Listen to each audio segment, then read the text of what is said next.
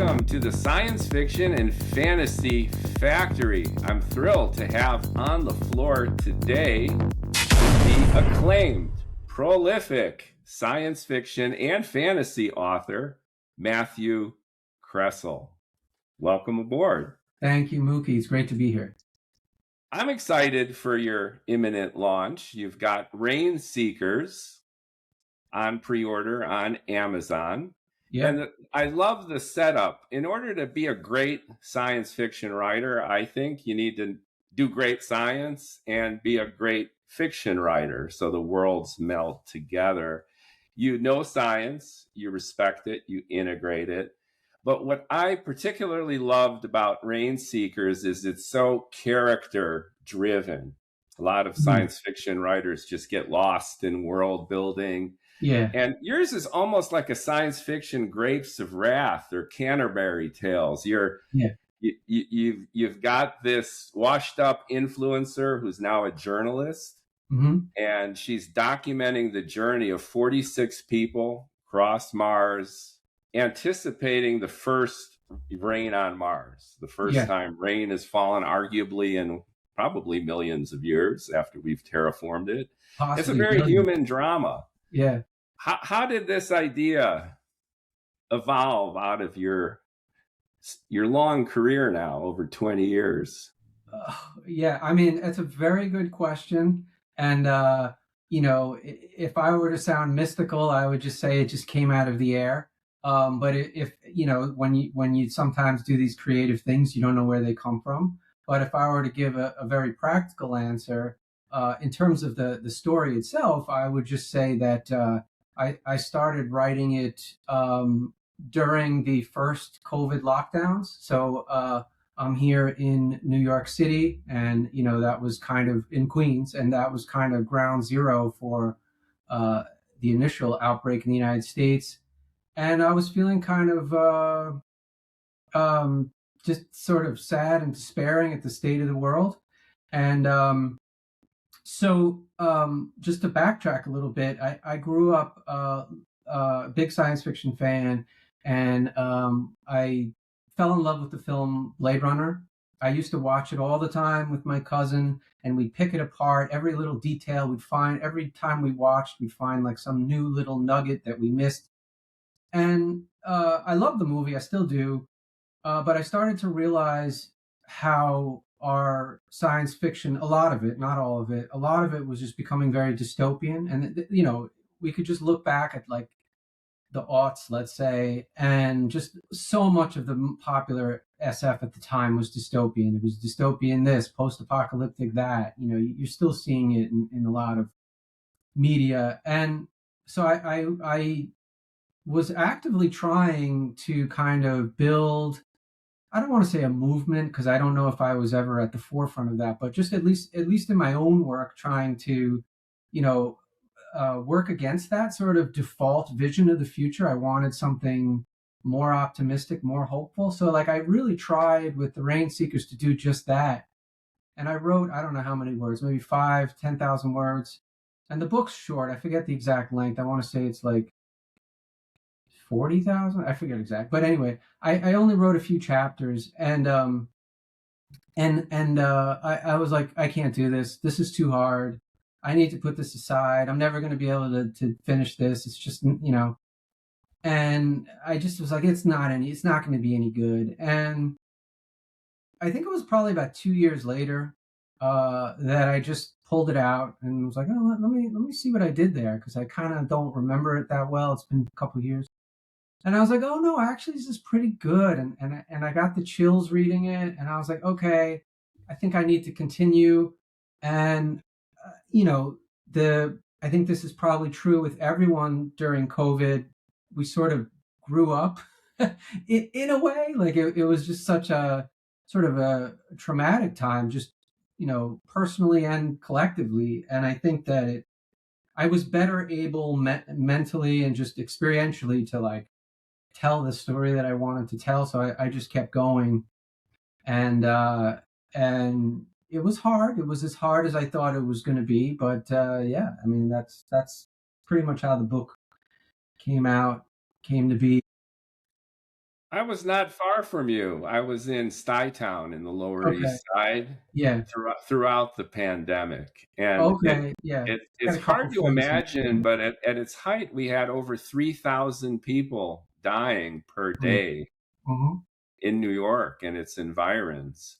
So the Yeah. pandemic was visceral. I lived just up the street from Mount Sinai, and I nonstop, 24/7. The ambulances rushing people in, the Yeah. fear that was endemic, the pots and pans banging at 6 p.m. every night to Right. represent our healthcare workers and the steps that they were going. So that was a deeply transformative time. And for Yes. creative folks, it's a time almost like Newton with the plague, right? Working on Mm-hmm. gravity and the Yes. Principia. Like Yes. it's an opportunity for contemplation and, to your point, really reevaluation of Mm-hmm. what we stand for, why we're here, and in your sense, flipping that dystopian science fiction trope into something more hopeful, Yeah. which Rainseekers really embodies. But at the same time, your characters are fraught with vulnerability. Right. When Secunja Salazar, the Mm-hmm. protagonist who's documenting the entire journey across the surface of Mars to the point where they can witness the rain falling, she's hearing and telling the stories of all the characters in the book, and they all have arduous tales of Mm-hmm. difficulty, of addiction, of religious obsession. Mm-hmm. That to me was very moving and powerful, that the backdrop is rain on Mars, which is very hopeful. We're bringing life to a dead planet. But with that comes so much human angst and Yes. anxiety, and they each have their own goal for wanting to witness this. Yeah. Yeah. You know, I think that in order to make it real, you have to make it human, and you have to show people with their flaws, their warts and all, as one reviewer said. And you know, I didn't want to have like a Pollyanna character and like, look at all the beautiful things I've done, and you could do it too if you were as great as me. And it's just showing that, like, ordinary people can do extraordinary things, especially collectively. And we clearly, humanity has done extraordinarily, I think, beautiful things in the past, and I think we still can. But I think maybe in some ways we've lost the belief that we can. So I was trying to kind of maybe inspire people a little bit. Yeah, and the lead role, the Secunja character, she's fraught with her own contradictions. Her rise as a holographic influencer. I love Mhm. the forward thinking, and then her crash. The fact that her life didn't seem to have much value. She was loaded with money, didn't know what to do. Mhm. And then she found this sense of purpose, becoming a journalist and then documenting this trip. But spoiler alert, I don't want to give away too many plot elements, but she's conflicted throughout a trip where problems begin to mount. There are a Mhm. lot of hopeful people. They think it's like a Hajj. They're journeying to see this amazing transformation of the planet, such a milestone moment. Yet problems arise, Yeah. and some of them are existential. And Mhm. to your point, you avoid the trope of the hero who comes to save the day. We see this so often in science fiction, especially the Right. Neos, the chosen. She's Mhm. very human. She makes decisions, and many of her decisions are unpopular, Right. and she's in conflict with this group that starts to fissure, and that's also very human and relatable.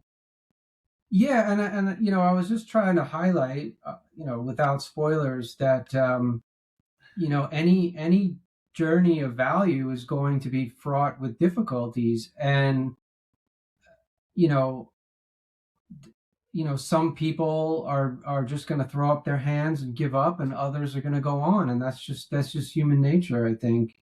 And you know this is probably not a spoiler. I mean, Secunja is like, I'm going to go on, you know. Yeah. uh, She's sassy. Yes. Men don't do very well with writing female characters in general. I know that that's a trope too, but it's difficult. I mean, even William Gibson tried Hmm. it, especially later in his series, and it came off, I think, a little bit mechanical. Hmm. And in the character of Secunja, I see your space trucker Jess a little bit. I see Right. that sassiness. Yeah. She's vulgar. She's ironic. She's self deprecating. And Hmm. she's also very, very curious. She's deeply empathetic of everyone around her. And I love that contradiction of borderline narcissism Hmm. with a sense of empathy. Yeah. Where do you get these strong, sassy female characters that come across as very convincingly? I liked her, which is so important when you're into a novel, to like the creation of the author, even and especially if they're deeply flawed Yeah. and provocative. Um, so thank you, by the way. I think that first of all, with any character, doesn't matter who you're writing, that you have to be honest. Like you have to, you know, it's not just that the character themselves has empathy, but you have to have empathy for the character, and you have to be able to put yourself in that character's mind, live their experience, believe that you are them. It's almost like what a certain type of acting, practice where you put yourself in the mind of that character. So that's what I did. I also had the benefit of growing up with a lot of very strong women in my life. I have two older sisters. Yeah. My mother is a strong person. My wife is a strong person. Um, I have cousins that are just very independent, and so it's just kind of drawing from those experiences. I'm sure there's a lot of me in Secunja. I mean, I feel a lot of that, like, irony and sarcasm, but also curiosity towards other people. But I just, you know there are some times when you write and a character just kind of comes out of you without you really having to do too much conscious work to bring them about. And I think Secunja was one such character for me. Yeah, and there's definitely similarities to Jess, in Space Trucker Jess. I think Secunja may be more, um, perhaps, introspective, less impulsive. She's more intentional. She's more mature. She's been around the block a few times. It's almost like Space Trucker Jess grows up a little bit. Yeah, I can see that. Yeah. Yeah, yeah, really, really, lots of fun. The other aspect that I love, not only about Rainseekers, but your many other books and your short stories, is not only focus on character, but the worlds you create really highlight the dramatic tension that the characters are going through. And I've noticed a shift, and you mention it in that Rainseekers came at a time of personal crisis, societal crisis. And then you had a bit of an epiphany, which is, this dystopian model of the system being utterly broken and characters struggling through the debris of what's been left to them, now succumbs to a more hopeful vision Mhm. where you've got the corporation and you've got the powers that be behind them, and they're worrying about the cost of the mission. Every time they encounter an obstacle, they feel accountable, and they feel, in a sense, they're going to be punished by the powers that be. But in Rainseekers, I sense that it was more ecocentric. It's like the planet Mars itself is pushing back. Humans are trying to bring life instead of take it away, Yeah. and that's an interesting inversion.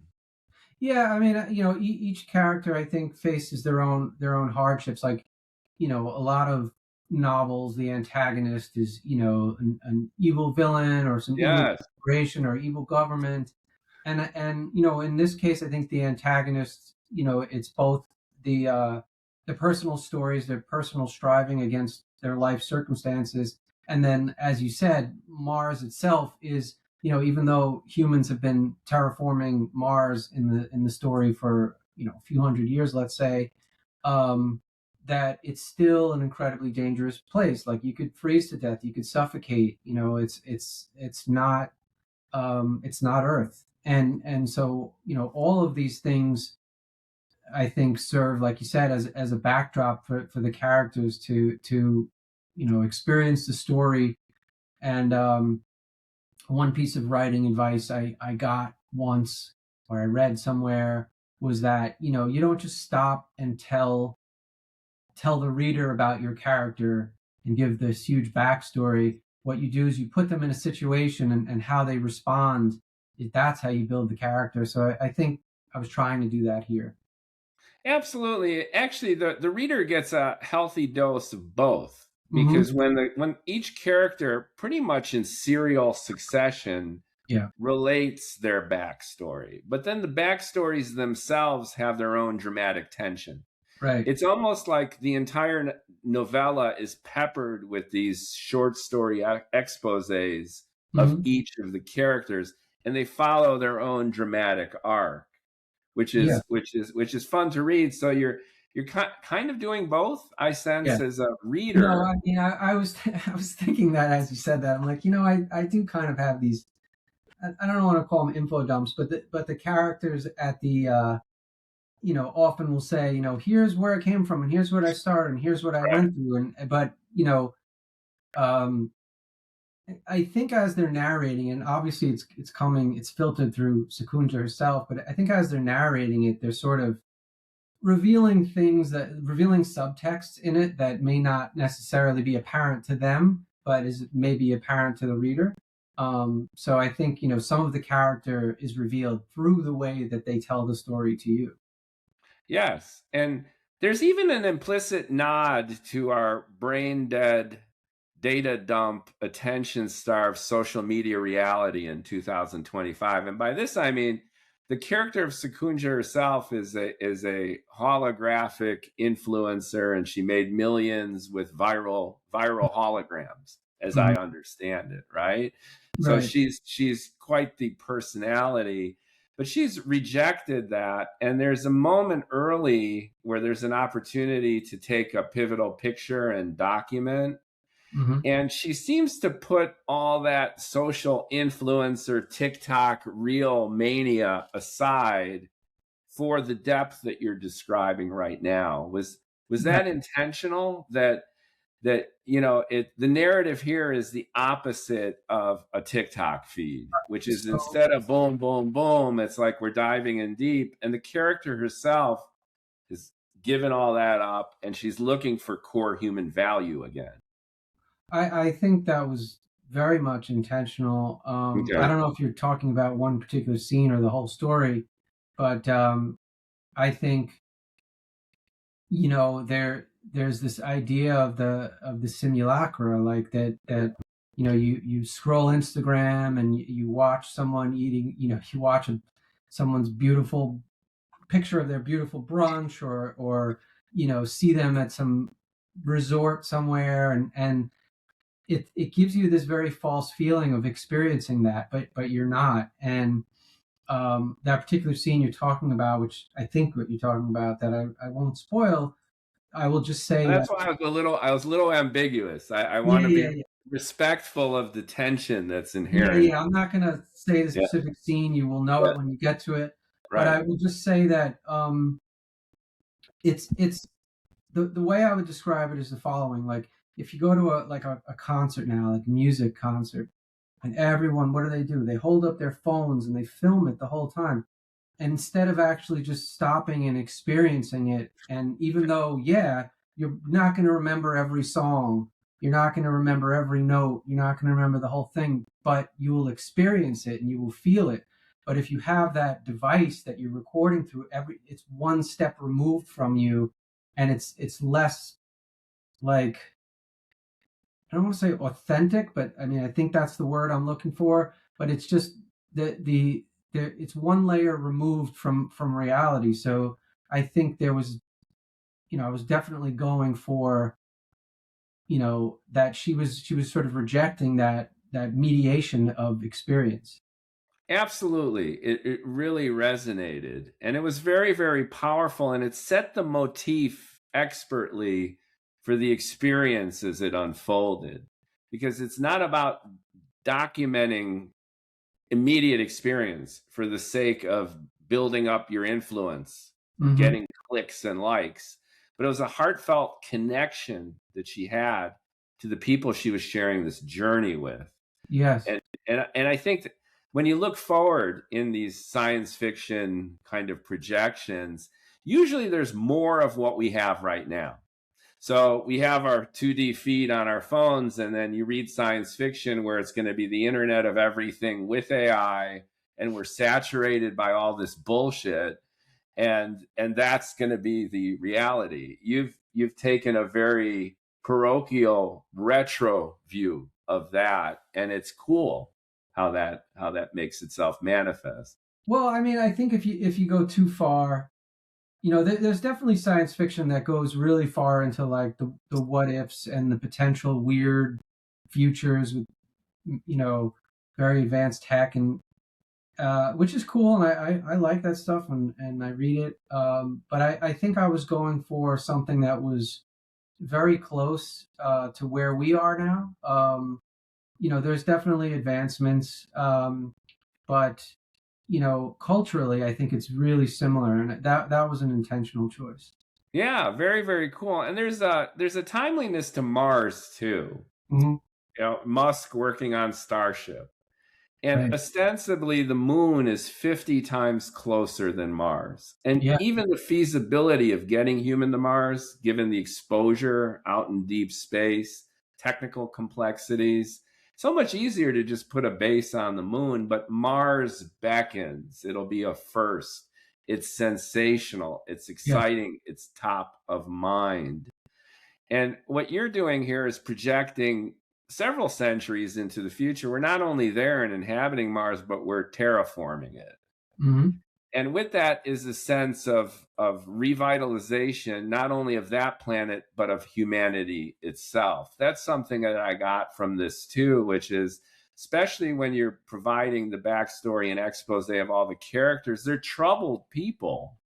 They've got lots of issues, tons of baggage. So Right. for all the tech and all the progress made, there's addiction.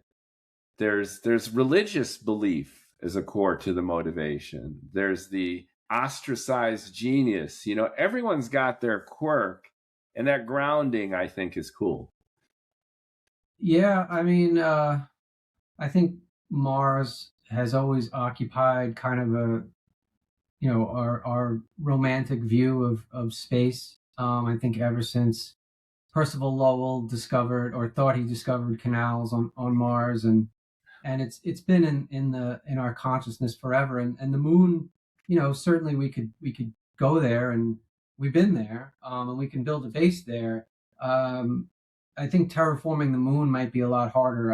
I don't know, but Probably. We're going to have to live in caves and, have a nuclear reactor and build a big telescope and, you maybe probably have mine. to live in a cave on Mars too. I think Mars doesn't have an ozone layer, so you get Right, bombarded by solar radiation. But right.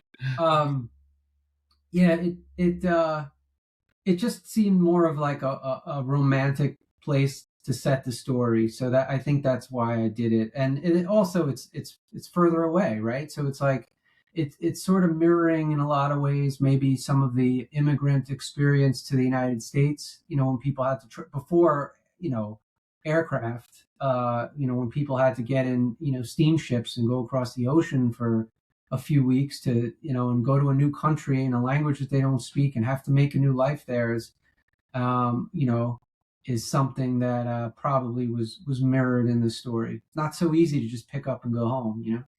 Yeah. And, I'm a first generation American. Hmm. So both my parents are Hungarian, emigrated after the war through Caracas, Venezuela, which is also very timely Hmm. these days. And reading your book, I felt that feeling of being a stranger in a strange land and being the explorer. I grew up speaking Hungarian. I learned English from watching television and going to nursery school.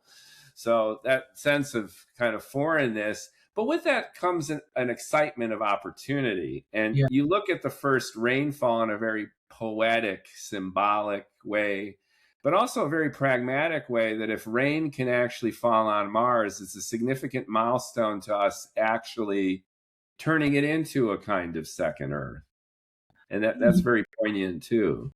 Yeah, I mean, so the risk of explaining what I was trying to do too much, it's like, well, the reader can interpret it their own way and possibly in a different way. So I don't want to, like, prejudice anyone to the story before they've read it. But yeah, I mean, the rain maybe is showing us that, hey, like, if we come together collectively to work towards something that seems ridiculously difficult and impossible, we can do it, and it is possible. We just have to believe, not just believe in it, but work towards it. And one of my frustrations with current culture, let's say, is that I think we've lost that sort of visionary view of the future. That optimistic view of the future. There's a philosopher called Mark Fisher, and I don't know if he came up with the term, but he called it hauntology. And the idea is that we mourn the future we never got. And I feel like that's where we are as a culture, is that we're constantly, like, I'm a Gen Xer, and I feel like the future that I thought we were heading towards is nothing like the place we're at now, and no one is putting forth visions of the future. Well, some people are, but I don't always agree with those visions. But few people are putting forth optimistic visions for humanity. It's still very much, even though it's moved away from it in a lot of ways, it's still very much dystopian and post-apocalyptic. And you look at all of our, what's the most popular science fiction today? A lot of it is still like, like The Last of Us, or Station 11, which I love that book. It's still like, we're just ruining ourselves. And I would like to see a future where we don't. Yeah, people have brought up this dichotomy between abundance and scarcity, and it seems to be a mentality of scarcity. That, ironically enough, we've got all of these amazing technological developments centered around AI, and with that, there's immediately a scarcity reflex that if someone builds it, everyone dies, right? There's a knee-jerk reaction to these quantum leaps in technology. And as we move into the future, we're ruining the planet, we're overpopulating, we have threats in all these different directions. And I think it's refreshing to take a more abundant attitude, which is, the universe is pretty damn big. And there's a lot of opportunity, not only externally, but internally, to reinvent ourselves along the way. Yeah, I mean, certainly we have an enormous number of problems to deal with. And, you were talking about, like, this false dichotomy between abundance and scarcity. I also see that oftentimes presented towards, like, space exploration. Like, oh, we can't go into space until we solve the problems here on Earth. And I'm like, why can't we do both? Why can't we explore and find out the beauty of the universe, and fix things here at the same time? And without getting political, I think that a lot of the belief in scarcity is sort of a manufactured in us by very powerful large corporations and organizations, et cetera, that just kind of basically want us to subscribe to them and give them money, and instead of distributing that in more equitable ways, let's say. So it's sort of, we're locked in a kind of we're fish in water that can't see that we're in water. We're locked into this belief system that this is the only way, or there is no way out of it, when I think that there is, and there are. And you know, not that, you know, it's up to us science fiction writers to do this, but I feel like by putting ideas out there in the world and saying, you know, hey, here's just one possible future, it just seeds the idea in people that maybe this future that we're heading towards, the one that I think is going to hit us tomorrow, is not so good, and I prefer that other one over there, you know, that I read about last week. That would be cooler than this garbage, you know. So just putting the ideas out there and seeding that, and hoping something will sprout, you know. And that theme seems like a strong theme throughout your works, which is this kind of systemic scarcity mindset, the mechanisms of power and control. And then you have your heroes and your protagonists who are working within this mess. And either they're trapped within it or they're trying to get out of it. And that creates its own dynamic tension. So you have the World Mender series. Do I have that right? Yeah. Yeah. So you have the King of Shards and the Queen of Static. Mm-hmm. And am I getting this right in terms of this being the telemetry of some of that drama unfolding? You know, so sometimes themes arise in your work and you don't realize that they're there until someone points them out. And yeah, I mean, this I'm sure that's there. You know, usually what happens is, so I get like bitten by an idea and it won't let me go, and then I'll just explore it until I can't explore it anymore, or I don't want to explore it anymore. And so, like, yeah, King of Shards was one, and Queen of Static is the follow up. One of these days, I'll write the final book in the trilogy, Princess of Ashes. But I have it outlined. I haven't written it. But like a lot of my short stories, they will just start off as like a feeling, or just a, you know, like a real powerful emotion, or something that's just bugging me or nagging me, and I let it drive the story. So I think it shifts, and if there's any pattern to all of them, it's probably just, you know, the journey of my own psyche trying to figure stuff out. That's a great best practice for writers of science fiction, writers in general, and sensitivity for the reader absorbing the great storytelling and content. You've got a whole book dedicated to best practices for writers in science fiction and fantasy to get their stuff published and disseminated.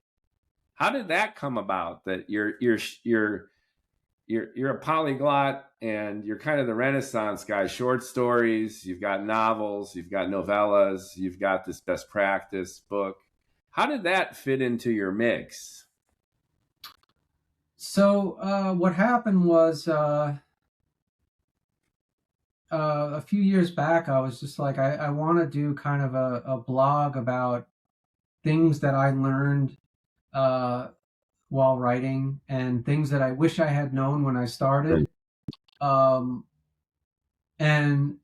of course, with any writing advice, you know, you take it with a grain of salt. I mean, I say in the first page of the book, you know, this is what worked for me. It may not work for you. You know, don't listen to me if it doesn't resonate with you.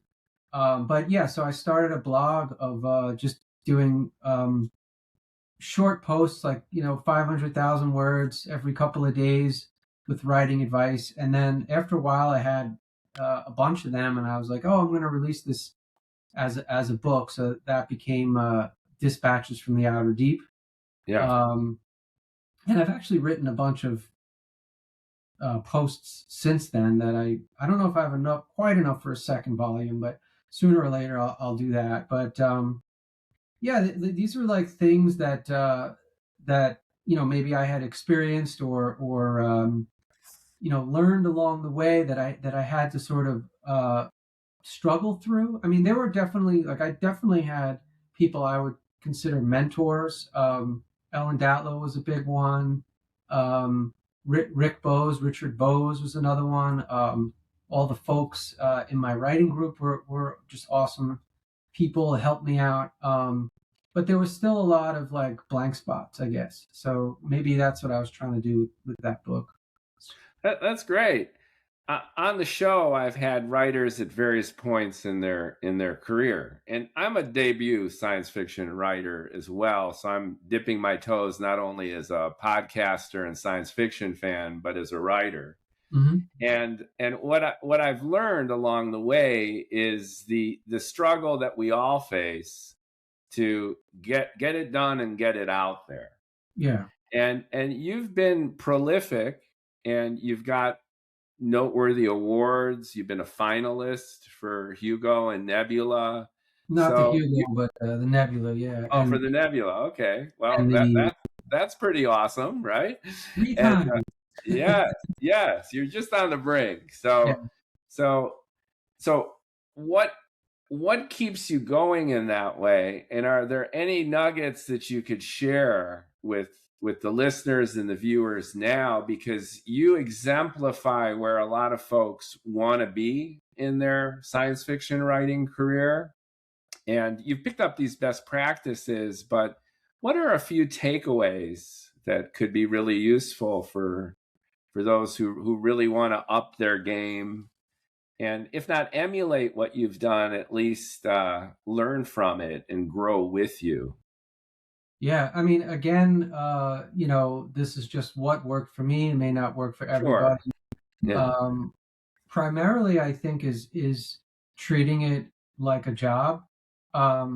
So Stephen Graham Jones in an interview said, a plumber doesn't wake up and said, you know what, I'm not going to plumb today. Like, you don't have a choice. You got up, you go to work, you do it. And I think the same thing is with writing. And you gotta set aside a chunk of time every day.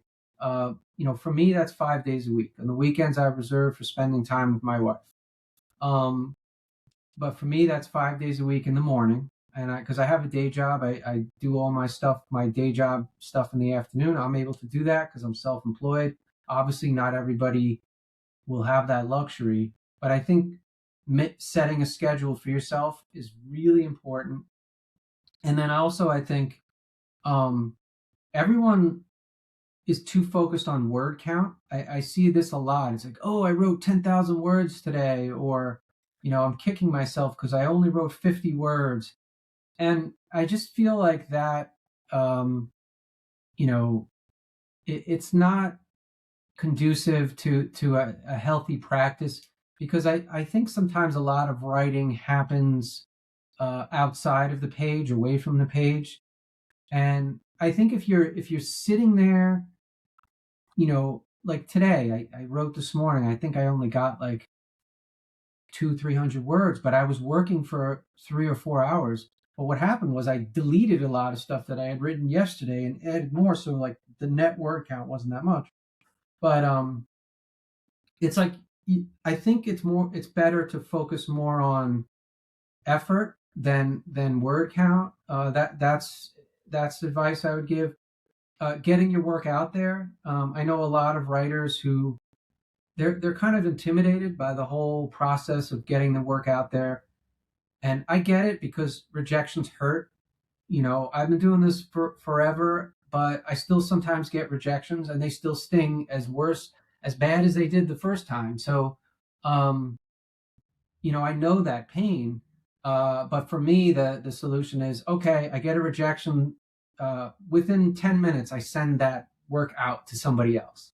And then, and you just got to get your work out there and finish what you start, and really just schedule it into your life. Because if you write when you're inspired, you're not going to write that much. When I first started, I had one of those like World Wildlife Fund calendars that they would send you in the mail, and I had it above my desk. And every time I would write, I would put my word count, and I'd be like, oh, look, there's 8,000 words, there's 5,000 words. But And then I'd look at a whole month and I had only written 3 days that whole month. And I was like, well, what was I doing those other days? Like, why wasn't I writing anything? And I realized, oh, I was just waiting for inspiration to strike. And I think that's, you know, that's a scenario for not finishing anything. And then the last thing I will say is about that is like Stephen King in On Writing has what I think he calls the faucet metaphor, where it's like, sometimes you're going to sit down and you're only going to get drips, from the faucet. And sometimes you're going to sit down and it's going to flow. The water's going to flow out of the faucet. But if you never sit down, you're not going to get any water at all. So you might as well sit there. And the brain is neuroplastic. And by that, I mean, if you do it regularly every day, it gets easier the next time you sit down because your brain is used to that and will immediately put you in the frame of writing, and it will become easier. I think that's terrific. And it really resonates for me personally, especially the realization that if you want to be a writer, then you write. And it needs to be a part of your lived everyday experience in a way that's just routine and a part of your identity. And you get better at it. You're going to have good days, you're going to have bad days, but you just keep doing it. And the doing it is the thing. So again, to your point, even if you're inspired and you have a great idea, the delta between the concept of what you're thinking about and its expression on the page could be vast. And when I was first getting going, that disparity was very discouraging. It's like learning how to play an instrument and it's out of tune and it's a mess and Right. you feel like an idiot. But with time, you build that critical mass, you reach the Malcolm Gladwell tipping point where you might even like what you do. And then it becomes addictive. And then you really, really get into it. And with that momentum comes the eagerness to share, which is perfectionism is arguably the worst aspect of this kind of rationalization, where it's just not good enough. It's just not good enough. You need that to a certain extent to ensure quality in your work. You're doubting yourself and building, but you reach a point where you like it, you release it, you celebrate it, and you move on.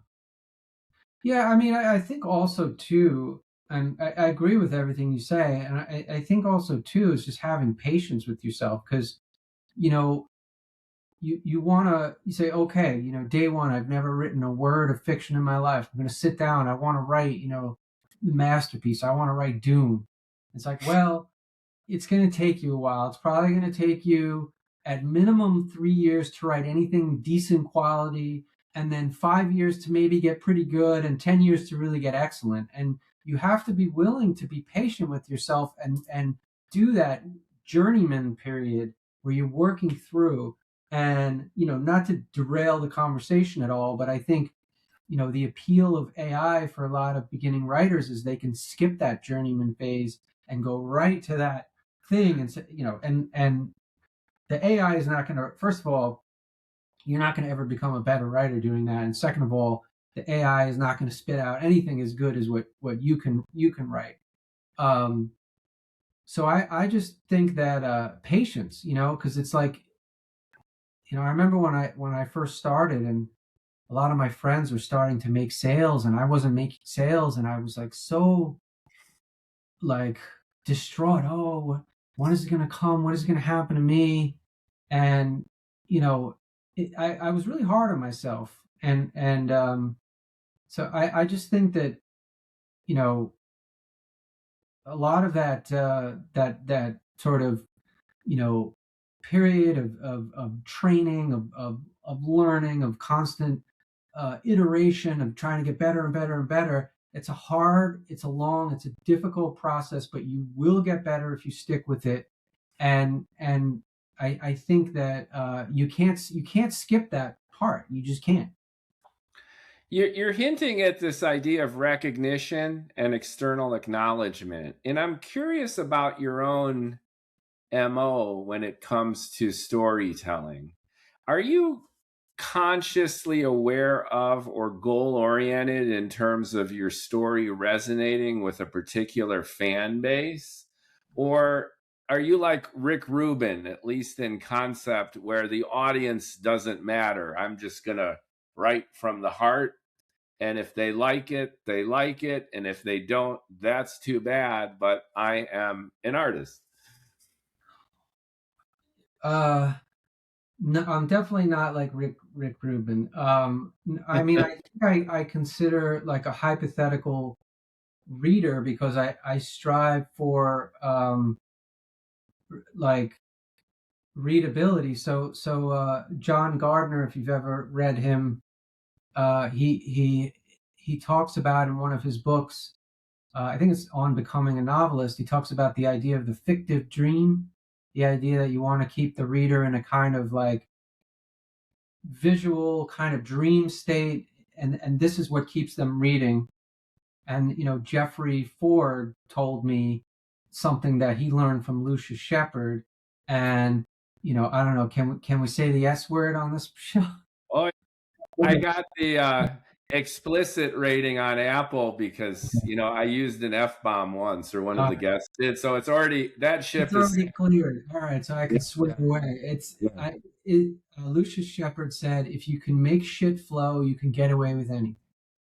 So like those are the two real things that I strive for, is that keeping the reader in the fictive dream and making shit flow. And like, so I will revise and revise and revise until I can sit and read the chapter or the story like all the way through without like stumbling and getting thrown out of it myself, because my hope is that a reader will experience it similarly. So, I mean, I am imagining a hypothetical reader, but who that reader is, I don't know. But it's like, yeah, I mean, I'm definitely, you're trying to communicate something, right? So if you don't care about that, it's like, well, then who are you communicating with? Yourself, maybe. But no, I'm definitely doing that. Yeah, so in a sense, you are a science fiction fan, and you've gobbled up books. I'm sure you're a bibliophile, you're a prolific writer. So you're filtering your own writing through your own taste. And in a sense, you're projecting that taste onto the potential audience with essential criteria. It's got to flow, it's about to be clear, you can't be confusing. The segues need to make sense. There needs to be human dramatic tension. There needs to be problem solution.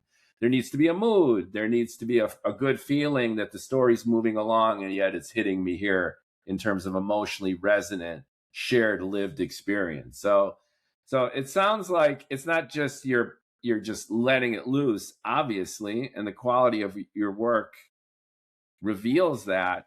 But at the end of the day, you are your own judge of what's good.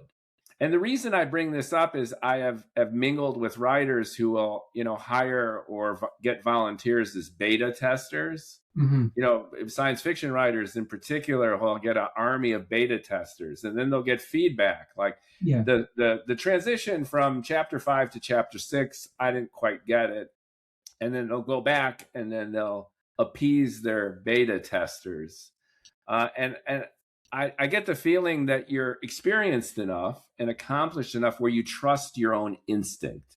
You're focused on writing the best story you can and being popular and selling books. But it's that criteria which is more internal than relying on direct feedback and then adjusting your storytelling. Well, I will say that I try to run everything by a group of beta readers. Like I am in a writing group, and so I have been in the same group for a long time. Altered Fluid, if you've heard of it. N.K. Jemisin is a member. Elia Dawn Johnson. Is it public? Can people troll it?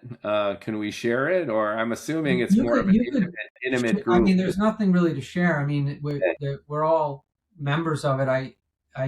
It's in New York, though, right? It's local to New York. It's local to New York. Okay, all right. That's what I figured. Right. You guys all hang. You have espresso. You talk about stuff. Well, we don't actually. Well, so after COVID, we went virtual, and then we've met a few times since then. But it's all dependent on if someone's office is available, and we can all get together. And what the weather is. If it's 7 degrees out like it is today or whatever it is, we're probably not going to meet in person. But and then a lot of people are working on longer work, so it's we don't meet as often. But yeah, I mean, going back to your point, I think that my judge of my own work has my ability to judge my own work is has gotten better, a lot better. But I still have blind spots, and so I usually will send it to the group, or if there isn't time, I got a couple friends that I will send it to and have them read it through. And usually my instincts are right, but not always. Like sometimes they'll say, um, this part here read a little weird to me, or this isn't quite making sense, or you're jumping too quickly here. Um, and usually, I'll always consider what they say. I don't necessarily always make the changes that they suggest, but I will consider what they say because at the end of the day, every reader is different, is going to interpret it in their own way. And one of the dangers of that is like, you sometimes see people, well, they'll send the same story to 20 different writing groups, hoping to get like the perfect story. Once they fix every little flaw, the story will be perfect. But like, there's no such thing. One person's perfect story, another one's like, this, I hate this, I don't want to read this. So it's like you just got to go with your instinct, your gut, and say, all right, this is as close as possible to what I want it to be or what I can make it to be at this time, and then just send it out and start working on the next thing. Yeah, I think that that's an amazing system and a great balancing act or compromise. So you have an intimate group, you know each other's stuff, and you trust each other, and Yeah. it's a part of your life as a writer, and you do each other the service of just kind of reading each other's material, commenting, and then you've got your gut, and then you've got this kind of fail-safe mechanism with people who know you, know your oeuvre, and then you could optimize it, you could tweak it. That's pretty cool.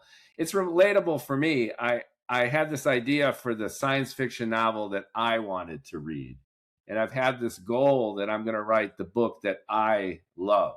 Hmm. And the delta between the idea in my head and what was on the page was significant, but over the course of many years I brought it together. Yeah. And I didn't really beta test it. I had one key beta tester who's not even a science fiction fan, Hmm. and I ran it by her, and she's also an editor, she's a tutor, and she took it apart and pointed things out to me, whether syntactic recommendations for just mistakes and continuity issues and maybe little areas where I could improve it. And I think my novel is better for her being an active part of that experience. So Right.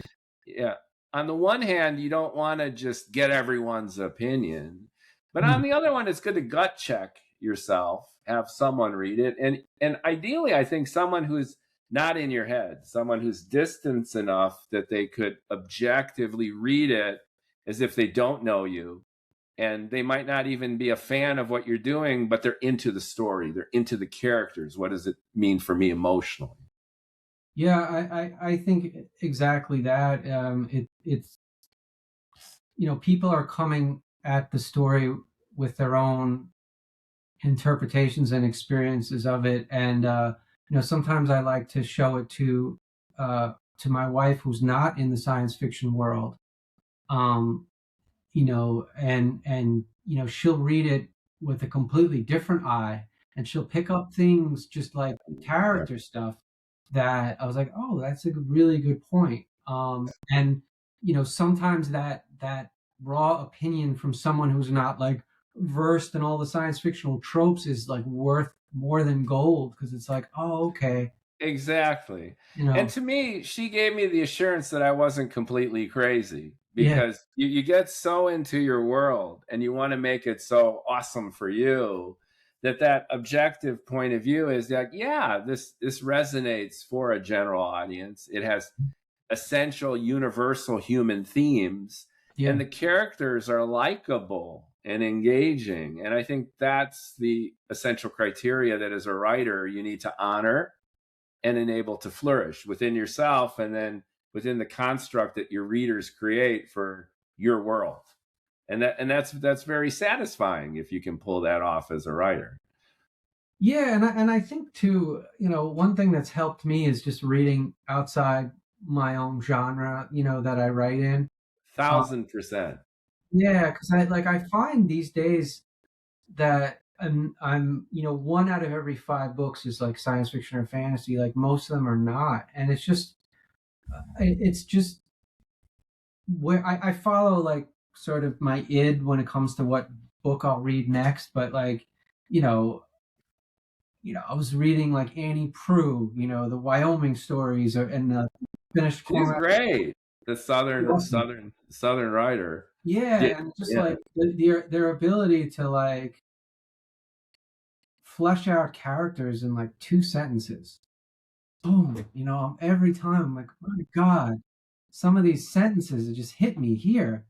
And I think I'm like, yeah, it'd be really cool to like, and I know other science fiction writers have done this, but it'd be really cool to just kind of bring that kind of power into science fiction. And dimensionality, and this is endemic throughout your writing too. You've got, even in Rainseekers, and this is not any kind of a spoiler, but you bring up philosophy, you bring up ecology, you bring up science in a hard science kind of way, but you talk about religion, you talk Mhm. about history, you create this moire pattern of everything human from a technological point of view, a historical point of view. And to me, that's literature. A lot of science fiction tends to be so one dimensional, gadget and world builder driven, the laser beams, the Star Wars, the space opera, and it Mm. becomes interchangeable and a cliche of itself. And I think being worldly and introducing elements so that science fiction transcends itself and it becomes literary. It's within a kind of fantastic or predictive model, but that's kind of a backdrop to all the ideas that you could bring in about society, culture, politics. And I did that in my own book, and it's difficult sometimes to identify readers who would be sympathetic to that, because many science fiction readers tend to want the formula. And that segues me into the next question for you: is you're an indie author, right? So you're on Amazon and your books are available through there. What about this decision between indie and traditional, and this idea about being cutting edge in this way, where it's a trade off that you're consciously or maybe even unconsciously making, of keeping your quality high and at the same time foregoing some of the tropes that might sell more books? Sure. Yeah, I mean, so I guess I don't know what the term would be, but I guess I'd be more of a hybrid author because I have stuff published traditionally, and I have stuff published independently. The Rainseekers is trad publisher. It's through Macmillan, Yeah. and they've been amazing. And I think one of the key differences that I see having done both is that if you indie pub, you obviously get full control and more revenue, but you have to do all the legwork yourself.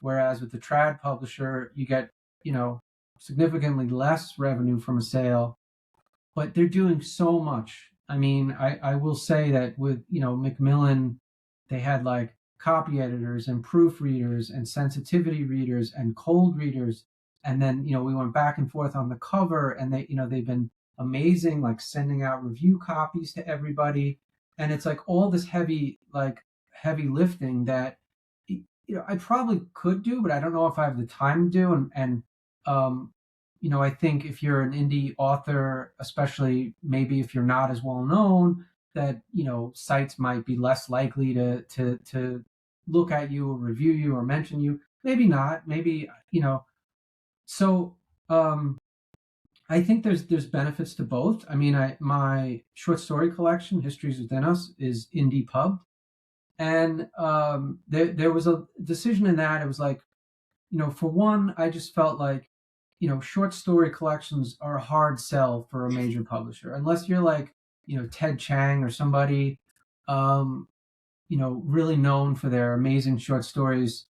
It's a hard sell. You don't really see a lot of science fiction collections. You see a lot of horror authors. They like publish 15, 20 really strong stories, sometimes less, and then they will just come out with a collection. So like the prolific horror authors, they had like, I got 7 collections. I'm like, oh man, that's pretty great. But I was just like, I don't see a publisher being like, yeah, let's put out Matt's. I mean, maybe they would have. I don't know. I didn't really approach any of them, but I just wanted full control over it. And so I have a friend who's a graphic artist. She did the cover for me. We found some art, and I did the layout myself, and I put it out there, and it actually did pretty well. And I didn't do a whole lot of promo. I just kind of put it out there, and I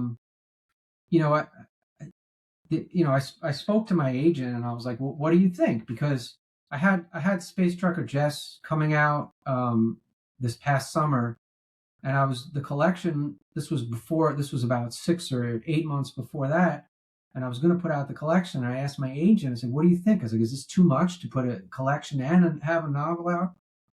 And by the way, Space Trucker Jess was a small press.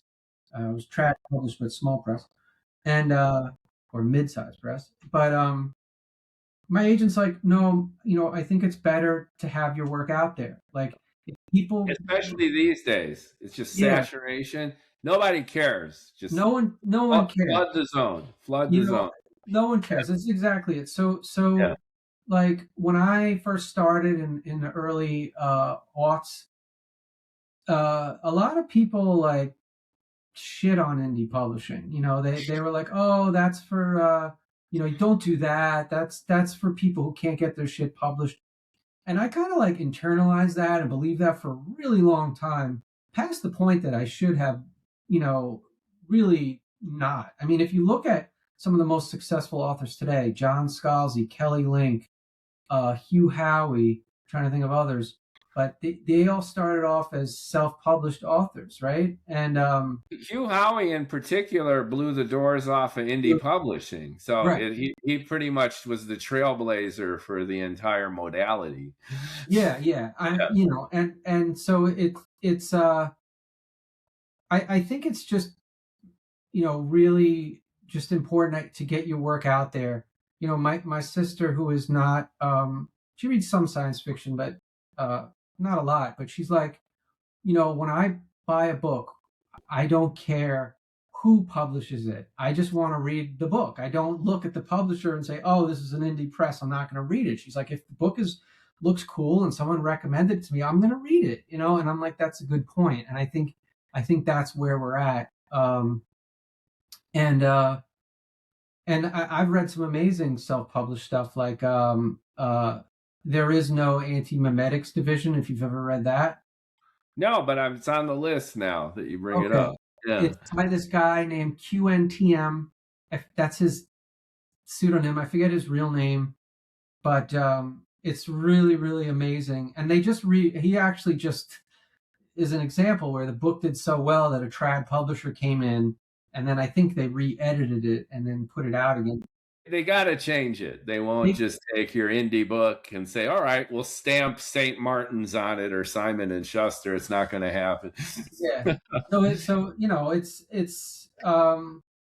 It was just a choice of me saying, like, how can I get my work out there in front of people? What is the best way to do it? And with each title, with each book, I make that choice based on a whole bunch of factors, but both of them, I think this hybrid approach is fantastic. And to a certain extent, though, it's a product of your legacy and your reputation. The first book that you published, indie or trad? King of Shards was actually a small press trad. Okay. I thought it was indie. Well, I'll tell you the story. What happened was, yes, it is indie now. What happened was the press folded right after the book came out, like within or it might have been like a month before the first book came out. They're like, we're closing up shop. I can still publish book 2, but it's going to be just me. I'm firing all the staff. And I spoke to my agent at the time. He's like, Matt, you got to pull out. You got to get the rights. This is just going to end up in litigation forever if you don't. And so I did. I pulled it out, and then I self-published it. They signed over all the rights, so I self-published it. But originally, it was with Archie Press, which is not around anymore. Yeah, that's fascinating, and more power to you, right? Which is this trad publisher, even a small one, got your feet wet, and you weren't allergic to just doing it yourself, and it obviously didn't impede your trajectory as a successful author. It's like booyah, right? Definitely not. I mean, it was a learning experience for sure. There's a lot to do when you self-publish that you might not consider, and I'm still learning. But yeah, it's. I think it's good that we have all these avenues to get our work out there for sure. Yeah, I think it's terrific. I mean, my dream novel, I just instinctively went indie because I wanted that control and I wanted that immediacy. When I finished it, and it's unconventional in many ways, I just thought I would go for it. And then as far as the heavy lifting for marketing, I'm going to the Pasadena Comic-Con this weekend. Cool. I have a little booth, and I've got a bunch of writers, many of whom have been on this podcast, this little indie group here on the West Coast. Yeah. And we're all going to be at the Comic-Con hanging out, sharing it. We'll follow up with a podcast. I love that. It's just like your writing group in New York. You're hanging out, you're collaborating a little bit, and it's fun. It's a nice community. I was just going to say, I think that's one of the most rewarding parts of it for me, of writing, is just the community. I do the Fantastic Fiction series with Alan Datlow, and every month we have, new writers come in. There's a community there. I have the community in my writing group. I've met so many great people, through conventions, that I've come really close with. So I think that there's that other part of it. It's just separate from writing, but adjacent to it, I guess, is just the people that you meet along the way, and the friendships and things like that, that to me are just one of the best parts of it. And I would never give up writing, but if I had to give up writing, would still keep my friends like that. That I would want to give up all the friendships that I made. That's what I'm trying to say. Absolutely. It's heartwarming, and meeting other writers is exciting and puts things in perspective as well, because you were sharing your own best practices and you punctuated everything you brought up. Well, it works for me. And, I'm sharing it with you. And I've met couples, like married couples, and they write science fiction books together. Yeah. And a pair of identical twins, and they write together, Daniel P. Douglas, and then the Shimshock couple, and they're indie writers, and they write collaboratively.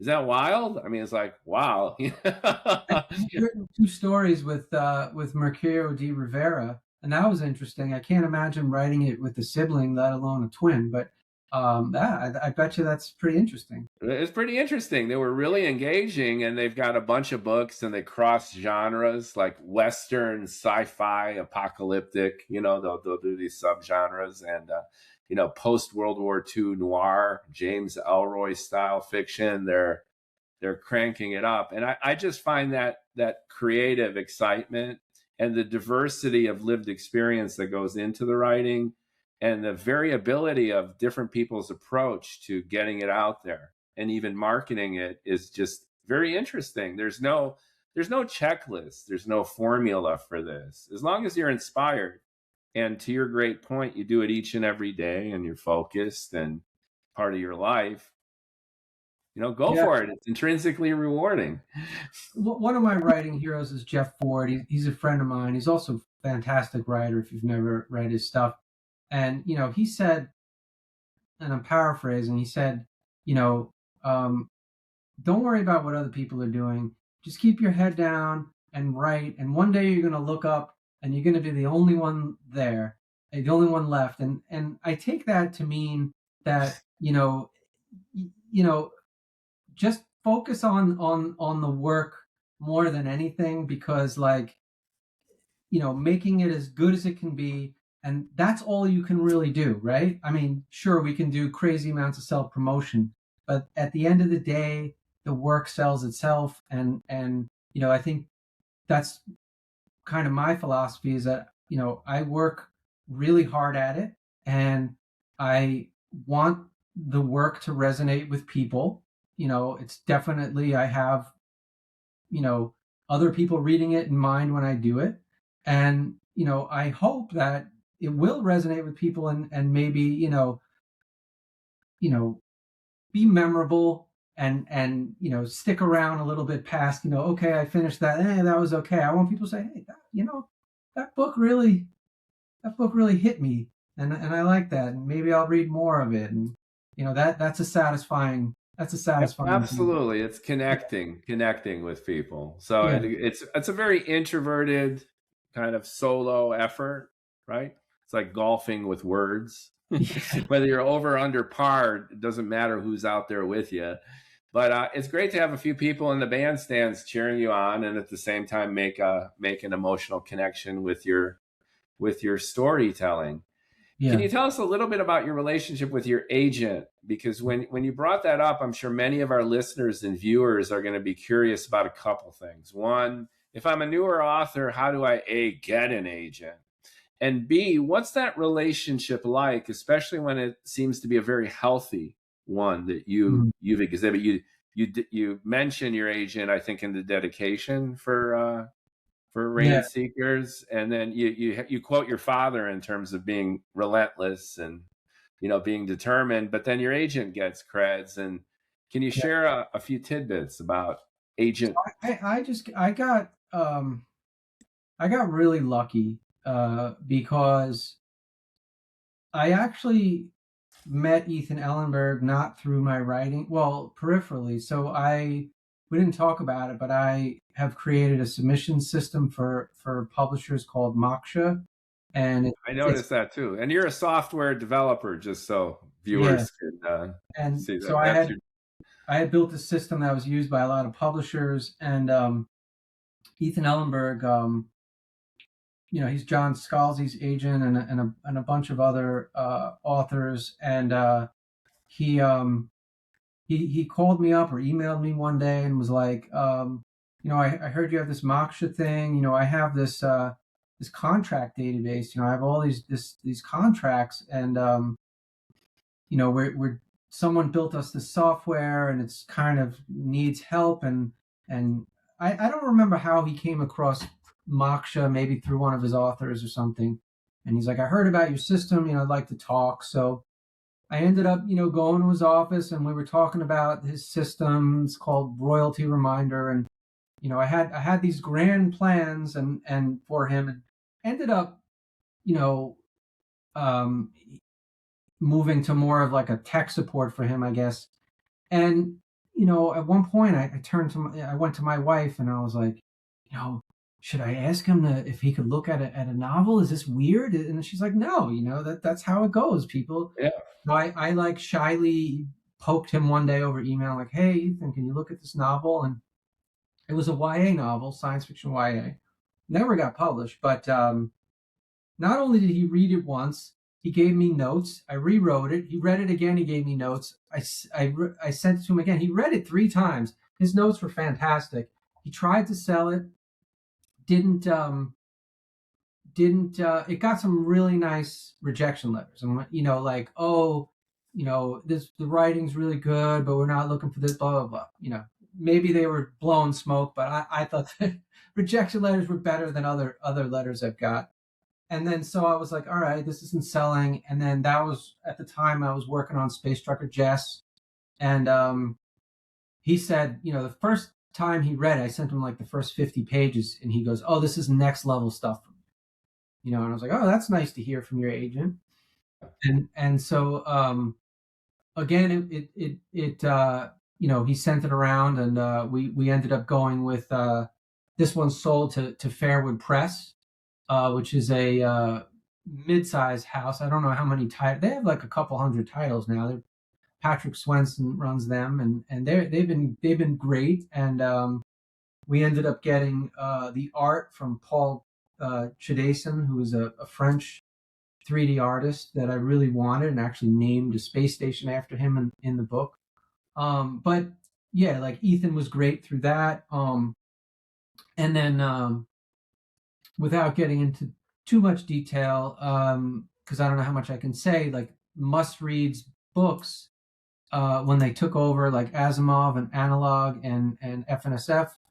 The contract we got at first was not great. So we went back and forth with the publisher on that. And, he wasn't even getting a percentage of that. Like, cause like it's a short story. It's not even worth it for him to take the percentage.